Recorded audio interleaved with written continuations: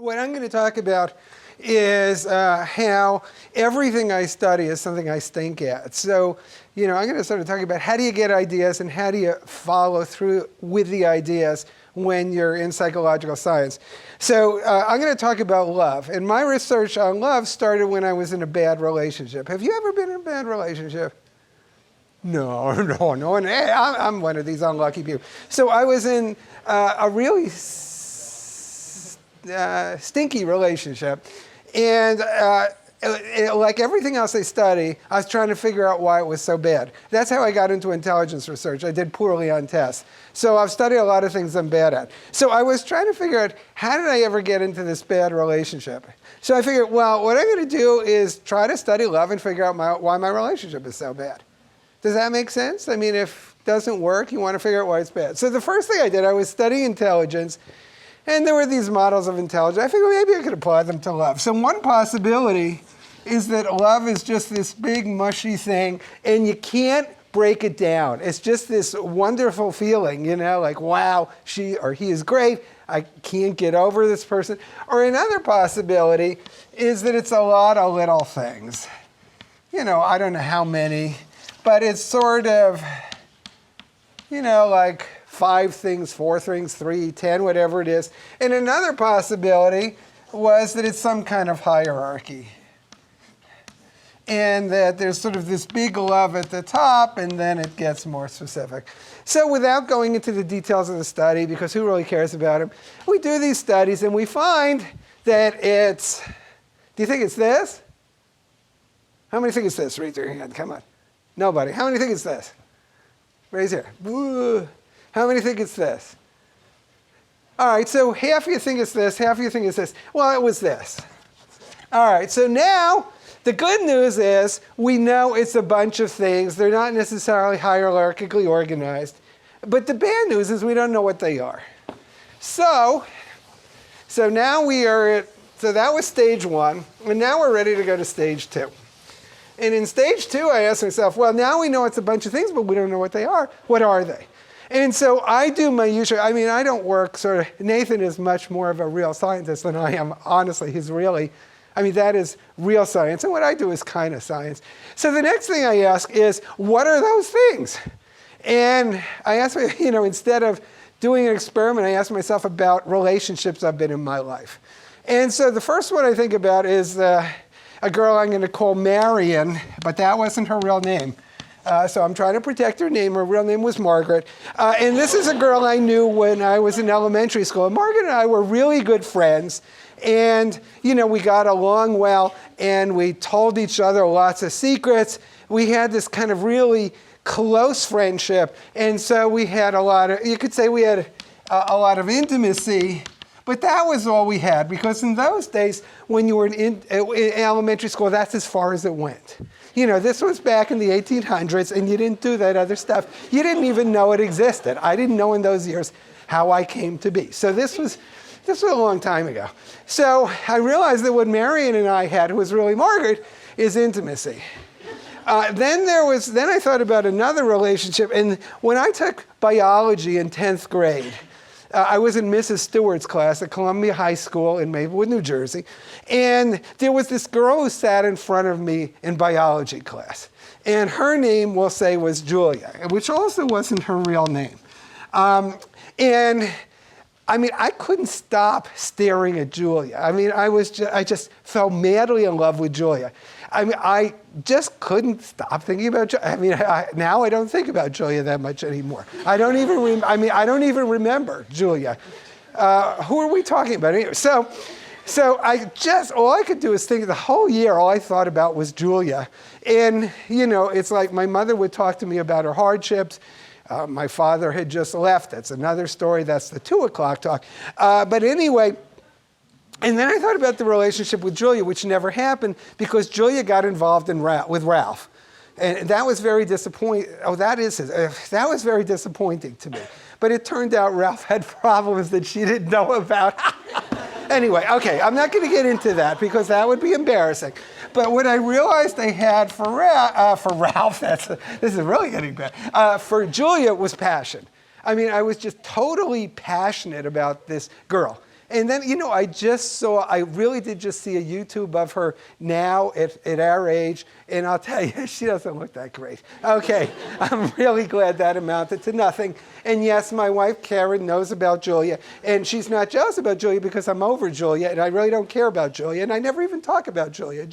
Okay, so then I thought about another relationship that I had been in, and that relationship was with Barbara.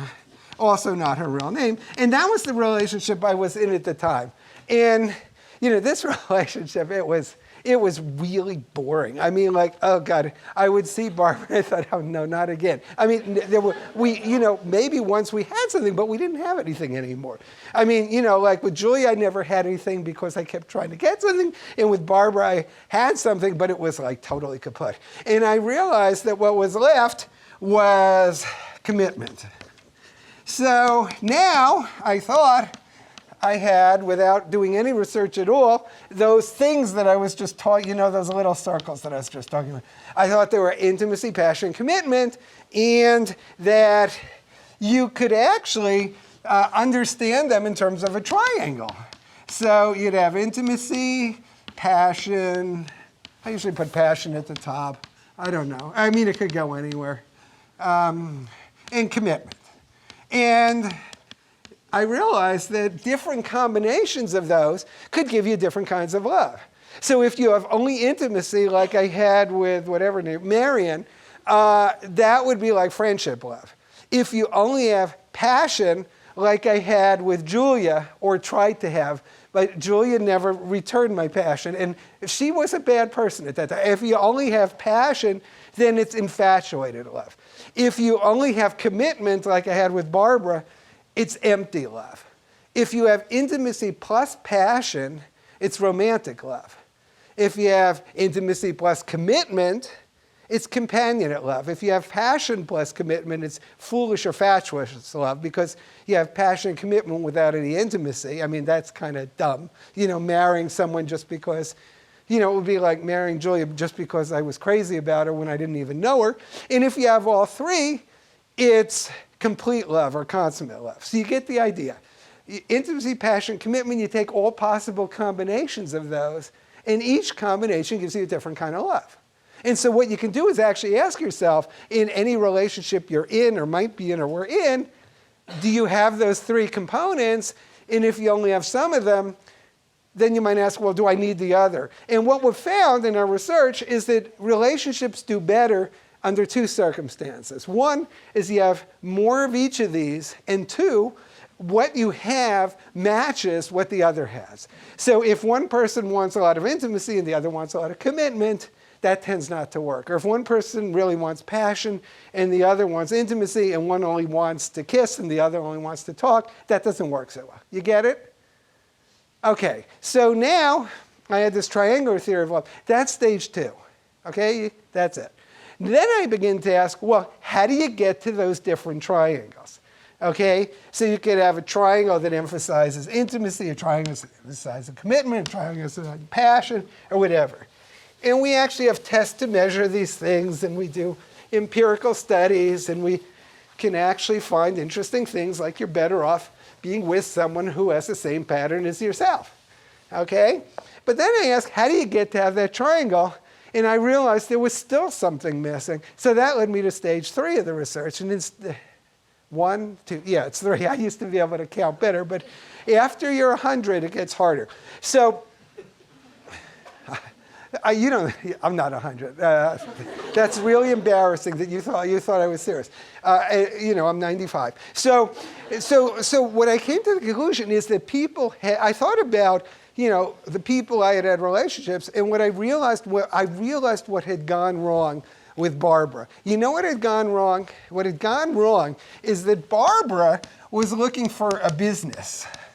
Her idea of a good relationship, love was a business to her. You have a house, you have a garden, you have a gardener, you have kids, you send them to school, you invest your money, and you earn your money. And she sort of ran it like a business. And I was looking for a fairy tale. I was looking for a princess. I didn't care about that stuff very much. I was looking for this princess who was going to just sweep me off my feet. So Barbara was looking for business, I was looking for a fairy tale, and that didn't make a good relationship. And what I realized is that to some extent, love is a story. And there are different kinds of stories people have, and your success in building those triangles is going to depend on whether your stories match. So if I have a fairy tale story and Barbara has a business story, that's not a good match. Does that sound like a good match? I mean, does anyone think that's a good match? No. Just shake your heads. All right, very good. Okay, now, but there are other kinds of stories. For example, there's a travel story where there are two people traveling together in time. And there's a horror story where there is a terrorizer and a victim. And the two roles are one person terrorizes the victim. There's a police story where one person's the policeman or policewoman and the other is the criminal. And the policeman or woman is always doing surveillance on the other to make sure they're not bad. And there is a religion story, which is either about your relationships with God or viewing the relationship as a religion. And there's a science fiction story where you look for someone who's really weird.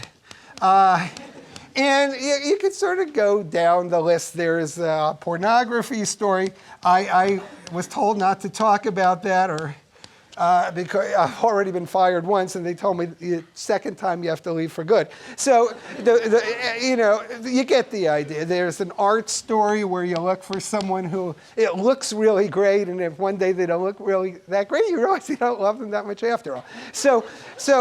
But what we found in our research is that people tend to be happier and more satisfied in relationships if they have matching profiles of stories. Now, what we asked is, do some stories lead to better results than others?